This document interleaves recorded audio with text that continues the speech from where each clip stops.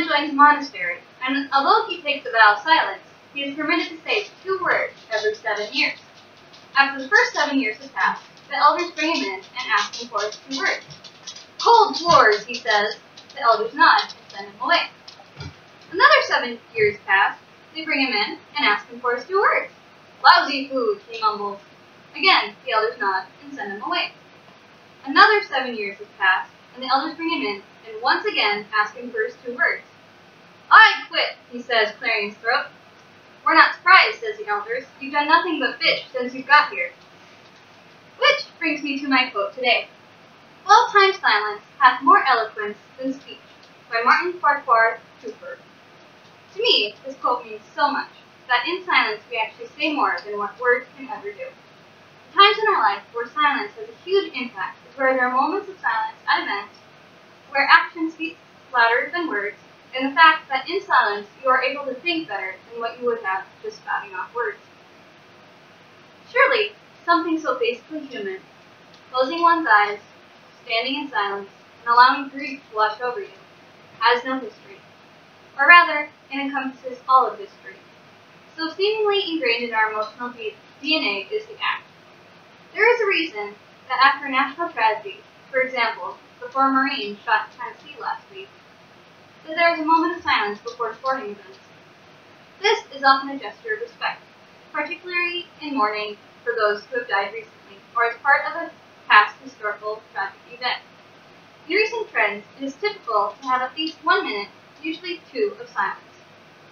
"No one objects to silence," says Noah Feldman, a constitutional scholar at Harvard University. "You can include everyone. That's a very American idea." Uniting people together in their sorrow, a moment of silence seems to illustrate the sentiment felt by many in times of tragedy. An attack on one is an attack on all. To me, the moment of silence, observed at a funeral, is the most powerful.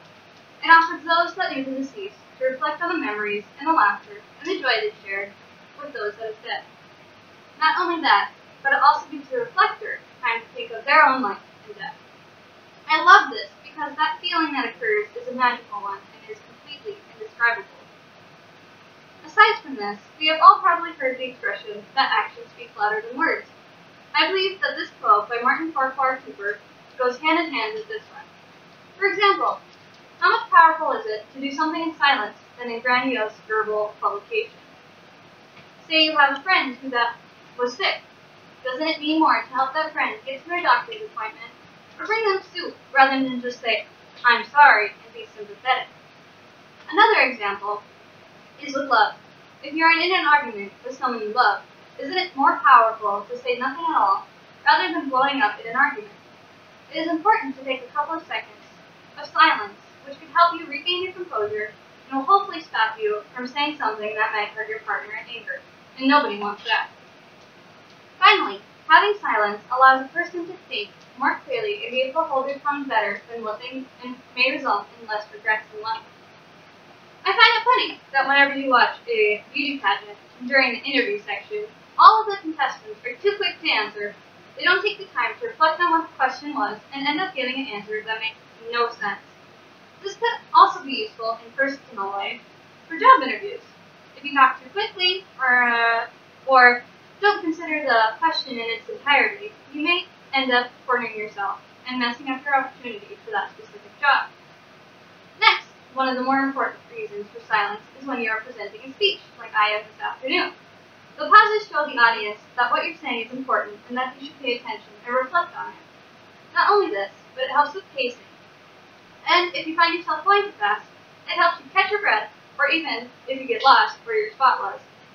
Then, my favorite part of the pause in a speech is that way you can make awkward eye contact with your audience members and make them feel uncomfortable. I do find it ironic that I spent the last few minutes talking about silence. What I'm trying to say is to take time for silence. Think through what you'd like to say and create a pause to add more effect to your audience. Also, make sure you don't talk big, but also follow through with what you say in your actions. Then, be sure to honor and show respect with your silence. It will get you farther in life than what you might expect. So, use your silence to your advantage. because in silence there is more power than in words. So remember Martin Farquhar Cooper's words, that 12 times silence hath more eloquence than speech.